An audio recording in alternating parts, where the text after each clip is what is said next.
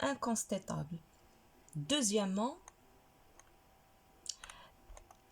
l'art de persuader. Donc ici, l'émetteur fait appel au sentiment de destinataire, ça veut dire émouvoir, rire ou encore provoquer.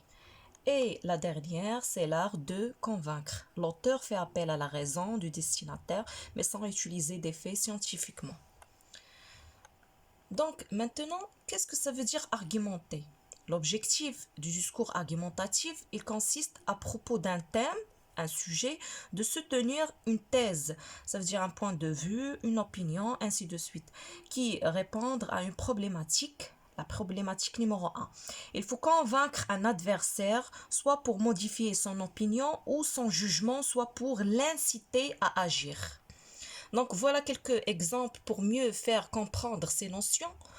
Vous avez premièrement un thème, ça veut dire un sujet de discussion plus ou moins précis, délimité. Par exemple, en prenant le tabac, des usages du tabac, les usages sociaux du tabac, les méfaits, les conséquences, la drogue, l'addiction, ainsi de suite.